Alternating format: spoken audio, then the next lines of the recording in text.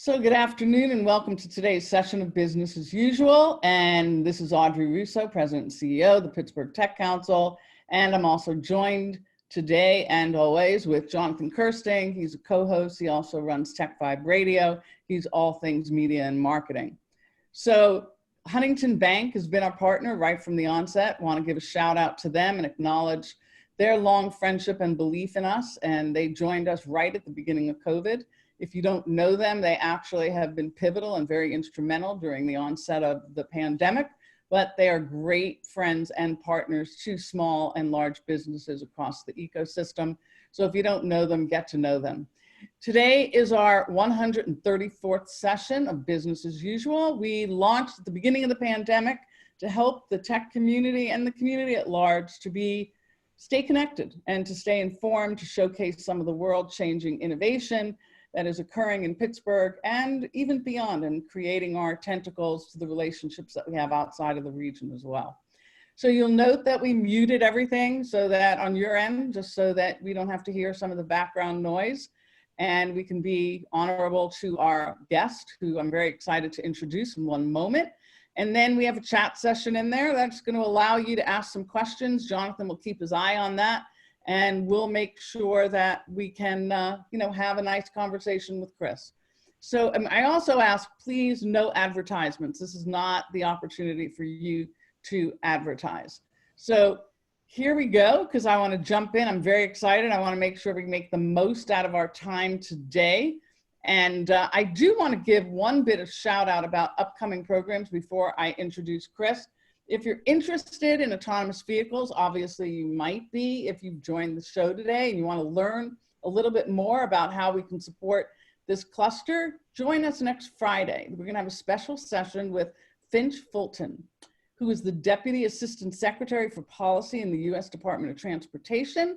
And he's going to discuss Autonomous Vehicles 4.0, which is a recent report that outlines the nation's strategy to support safe deployment of AV technologies, but also to support the vibrant industry and research base here in the United States, and in particular in Pittsburgh as well, because we as Pittsburghers selfishly care about that. So today I am thrilled to introduce Chris Urmson. He is the CEO of Aurora, and some of you might have heard that Aurora has actually expanded their presence in Pittsburgh. They've been incredible partners with us. You might recall, I don't know, it's been more than a few months ago, but we worked with Aurora and Neighborhood Allies and other tech companies to make sure that the digital divide in Pittsburgh, particularly for those who are in the city of Pittsburgh and some surrounding areas, got access to the tools they need as we went virtual. So their leadership has been pretty demonstrable. That's just one example. So I'm going to jump in. Welcome, Chris. Thank you for dialing in. I think you got up a little early, not too early. You're out in the Bay Area, so it's probably 9 a.m. And thrilled to have you on the show. And let's just talk about Chris, okay? Who is Chris? What's your personal professional journey from the University of Manitoba to DARPA, to Google, Carnegie Mellon? I know I'm a little checkered here, but I think that includes everything, right? Among some, yeah, there's a couple of things. Well, if I've missed, you go ahead. Oh, yeah, I think people would really enjoy a 30-minute exposition of my seat. But, no, but first, thank you so much for having me here. Really privileged to get a chance to chat with you. We're proud to be part of the Pittsburgh community. We've been since the founding of the company on day one. And for me, I lived in the area for 11 years before moving out here. So I'm a Canadian. I grew up in Canada, did my undergraduate degree at the University of Manitoba, and then came down to Carnegie Mellon to do a PhD in robotics. I had the privilege of getting to know the Pittsburgh community through that, and we were just discussing beforehand, lived all through the Squirrel Hill and Shadyside areas. Mm-hmm. We moved roughly once every year, so got to see all kinds of different, inexpensive housing in the area. There I got a chance to work with incredible people like Red Whitaker and Dave Lettergreen and the Robotics Institute faculty. Got a chance to go see the world. So I had the chance to take robots with teams up to the Arctic Circle and now the Atacama Desert in Chile. which was just an incredible opportunity to combine technology with geography and seeing these amazing places. And then towards the end of my time at Carnegie Mellon, I was part of the team, the DARPA Grand Challenge teams, first as a graduate student, and then ultimately as a faculty member, where we built robots to drive across the desert first, and then around a mock urban environment, and ultimately ended up winning the urban challenge with the university. From there, I got a chance to go out to Google, and it was originally this kind of 2-year adventure that, you know, I loved Carnegie Mellon, loved Pittsburgh. And I got basically, my wife and I talked about, do we really want to go live out in California where the crazy people with the Birkenstocks live? And we figured, you know, we were young, we could go try it out for a couple of years. Worst case, come back and, you know, pick up my job at the university and carry on. And it was one of the, you know, turned out to be one of the most incredible opportunities anyone could ask for. I was headed out there, helped found the Google self-driving car team, which is now Waymo. Led that for about 7.5 years. At the end of that, realized that, well, frankly, I wasn't enjoying it as much as I should be. And that for me, I'm at my best, I'm most effective when I'm enjoying what I'm doing, probably like many of us on the call today, and realized it was time to kind of get out of the way and let the team that was, you know, kind of stepping in to lead that. And so I spent a few months trying to figure out what to do next, and kind of came to the conclusion, I remember being on a flight to Korea and realizing that the thing I wanted to do was to do something important with good people. And I spent the next little while trying to figure out what that meant. It kind of was like a fortune cookie wisdom, and okay, so where does this go?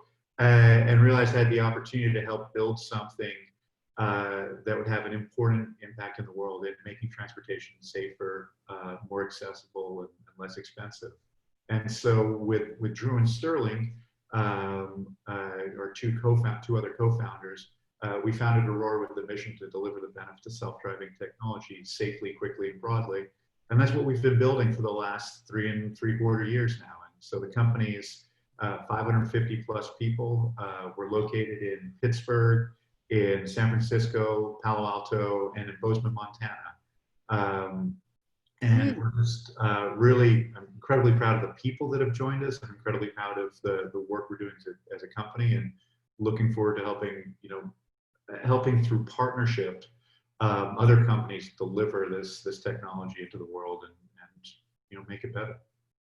That's pretty amazing, and that's a wonderful vision. Let's back up for a second. So you talked about, you know, Google, and obviously there's some legacy there. You know, the teams that you built, the people that you added to your team. So some of the lineage, though, in terms of the offshoots of people out of that team is also noteworthy. So can you talk about that? Like any of the people who have went off and done some other interesting things? Because that is part of the magic, right? The magic is, you know, the gift that keeps on giving, and entrepreneurship is others creating. Yeah, no, and it is one of the things that I really appreciate. Right? I look at my job as a leader is to help the team get where we're going, the company get where we're going as a mission, but to also help the individuals, the parts of our team, you know, accomplish what they want to do in life. And I have been incredibly fortunate, blessed to work with just some incredible people over the years. And so if we look at the self-driving car team at Google, you know, so we have a couple of our earliest members went off to found Neuro, Dave Ferguson and Jajun Zhao. Dave is a Carnegie Mellon alumni as well. Brian Selesky worked with me both at Carnegie Mellon, then came out to Google, and now leads Argo, another Pittsburgh-based company that does self-driving car technology.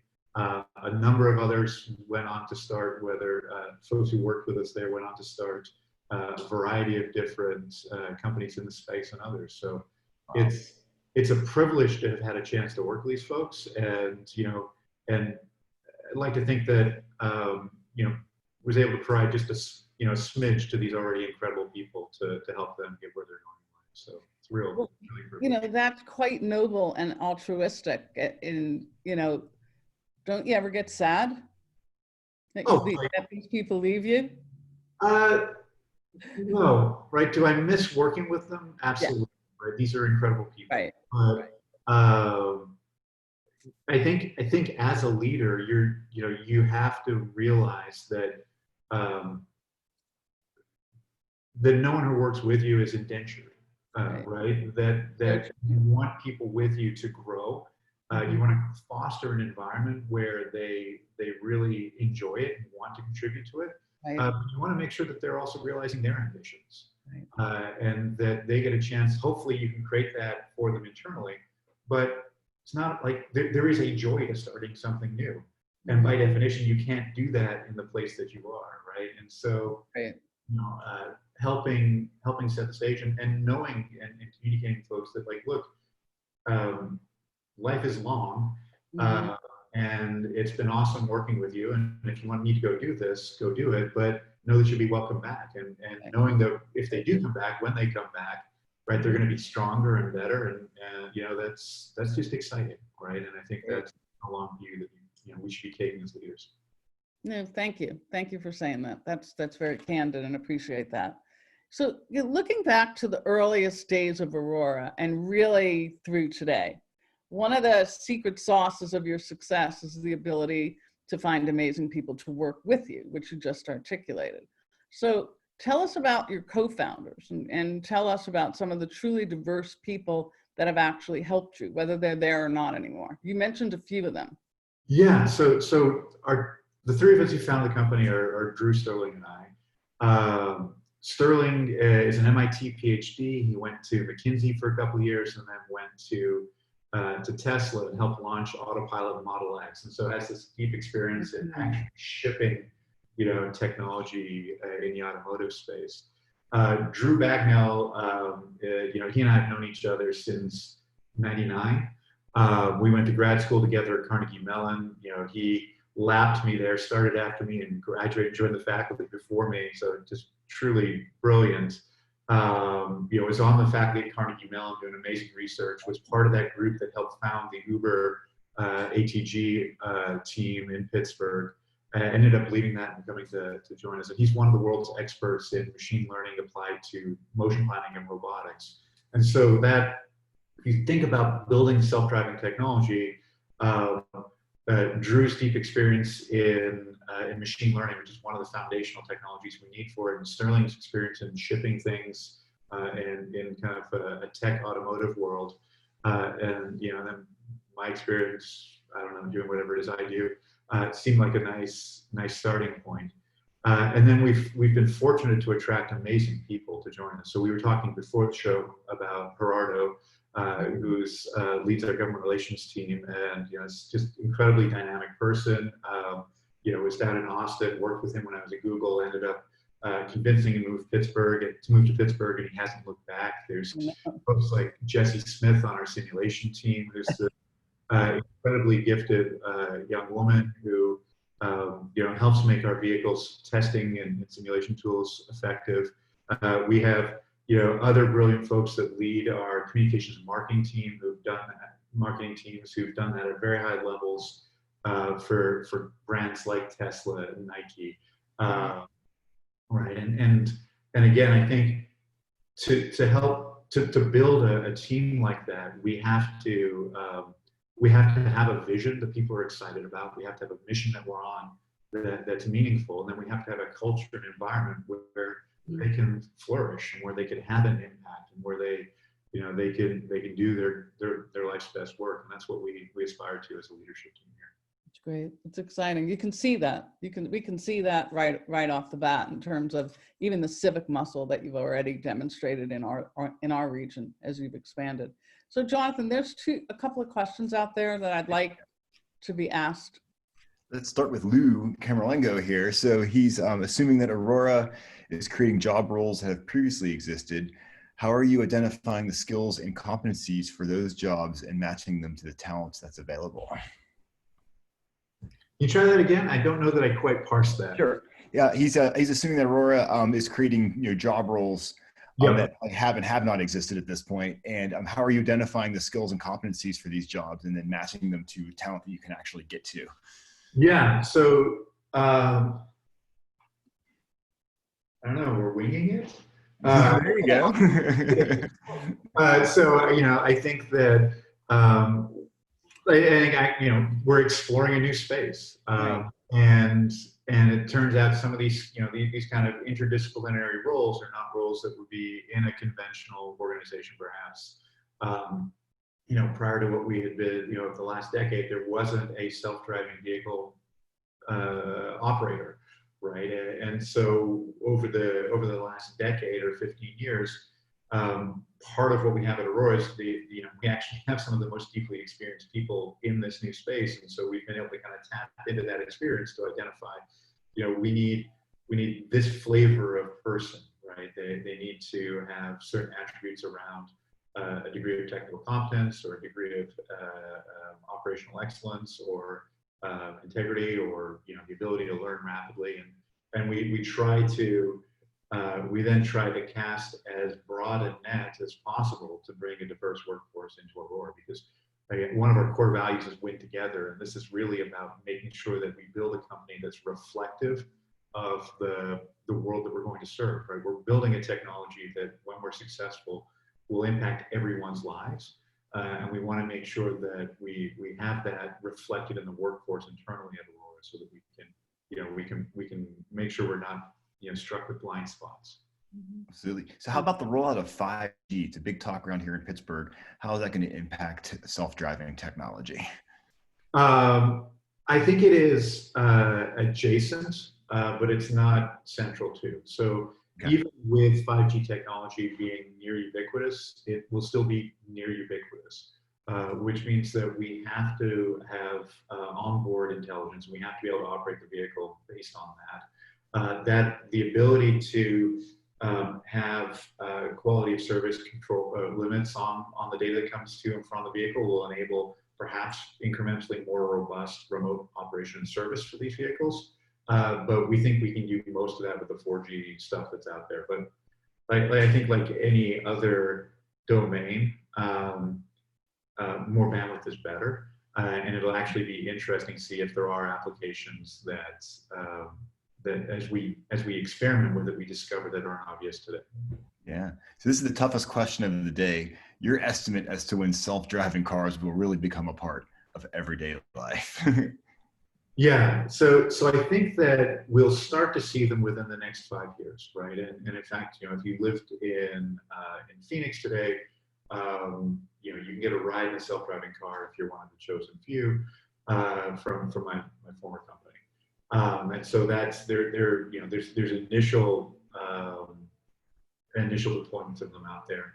At Aurora, we expect that the most likely first entry points will be in logistics. And so we're putting a lot of emphasis on that first. The Aurora Driver will ultimately move people and goods through the world, but we think the first place it moves is goods. And the reason for that is that we think you can trade performance for safety early on. So, for example, if you're in the back of a taxi trying to make a left turn across traffic, and you look out the side window and you see a gap in traffic, and the taxi driver doesn't go, you get frustrated, because I could have gone through that. I need to get where I'm going. And so if we have a self-driving vehicle that's being a little bit more cautious like that, the rider's going to be a little frustrated that the vehicle doesn't make that left turn that they could have. Whereas if you're a roll of toilet paper, well, you're not conscious.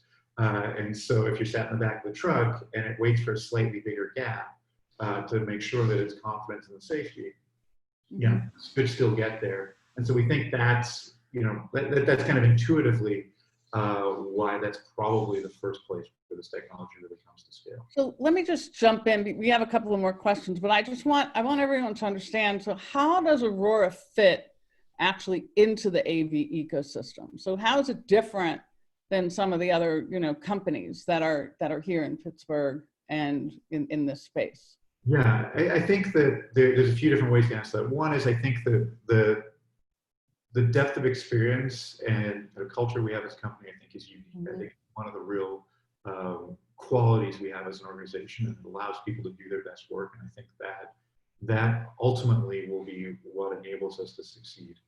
How do we fit in the ecosystem? So at Aurora, we took the kind of mindset that we didn't want to do everything, but let's focus on the thing we think we can do best in the world, and that is build the driver. And so that's what we're making, is the Aurora Driver, this capability that we can add to vehicles to make them move through the world. And then we'll work with others to deliver that driver to the world through partnership. And so we'll work with automotive companies, and we'll work with folks who are in truck manufacturers, and we'll work with folks who need trucks to take things from one place to another or move people from one place to another, and not build those businesses. Because whether it's one of the big truck OEs that's been doing this for 100 years, or one of the auto manufacturers that's been doing it for 100 years, that's an incredibly complicated business that we don't have the ability or interest to replicate. Right? Let's work with them. That will be faster. That'll have a bigger impact in the world. And similarly, whether it's a JB Hunt or a FedEx or an Amazon or an Uber or a Lyft, those are all companies that have these incredibly complicated businesses that we don't need to replicate, but we can help their businesses be stronger by creating them a safe driving capability for their vehicles. So, Jonathan, there's a couple of more questions if you want to grab them. Yeah, there's some great ones here. I always love the questions from the crowd because they got the sharpest minds out there. I'm going to jump down to Snow Zhang. Great question here. How does Aurora see itself stand out in the landscape of the self-driving car industry? And this is the really cool part. If you could ask a regulation change from the government, what would you ask for? Yeah, so the first part of it, I think the quality of people we have, I think, is unique. The fact that we're at this point really the only scale independent player in the space, I think, is meaningful. That means that we can have a broader impact, and we're not distracted by whatever the mothership's business is. We can really spend all of our time focused on building the best technology, the best driver, and deliver that product into the world. And then the fact that we are multi-homed and as diverse a population as we have at Aurora, I think is a big deal. The fact, we have great people in Pittsburgh, we have great people in Bozeman, Montana, we have great people in California. That gives us a kind of a cultural diversity. It gives us a weather and environmental diversity, which I think is really, really valuable to us. Honestly, what would I ask regulators today?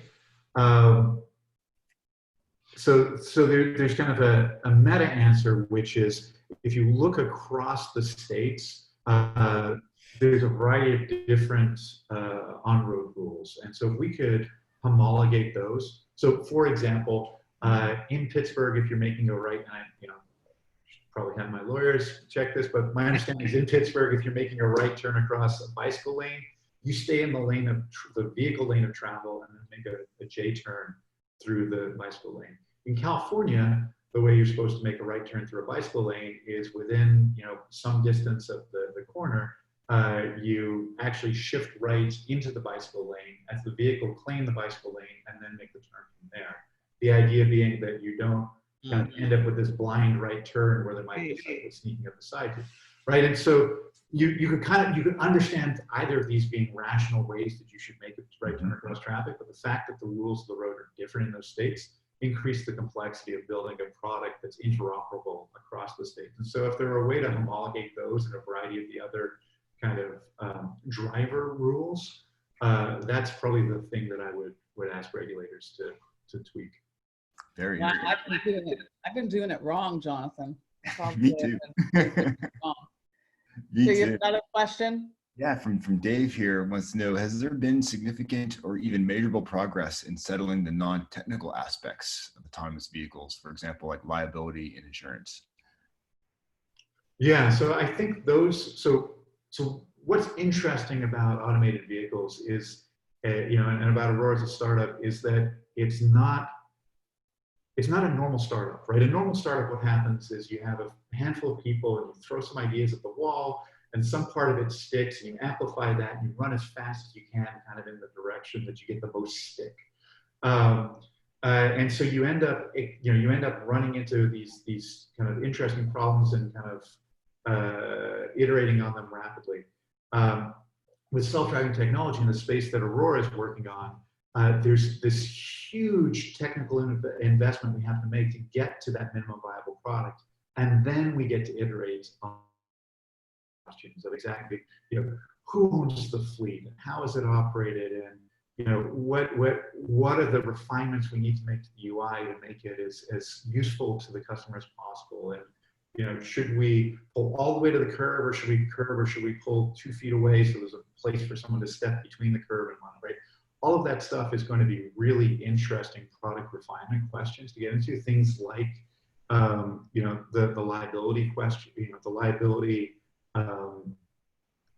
basically who pays for the liability of this, right? Those will be part of the business iterations that happen after we cross the technical chasm. Mm-hmm. And so, yes, we spent a lot of time thinking through these things, and no, none of them look like showstoppers. But there's a variety of different futures that could play out, and they're really around kind of how does the business evolve and how do the economics work. Yeah, I'm sure it's pretty complex. And I appreciate the information on the link out there on the Pittsburgh left, because yes. If you remember that, Chris. Yes. Yeah, that's sort of a scary thing. So appreciate seeing it in operation. So, listen, in Pittsburgh, leadership in this sector is a source of tremendous pride, and it's created a significant pivot in our economy and actually even our notoriety. Really was an inflection point for us. So obviously we have tremendous assets, as we've mentioned earlier, and or else we wouldn't have made it this far. But if you had to assess, like you just talked about all the different places that you're at and all the work that you've done.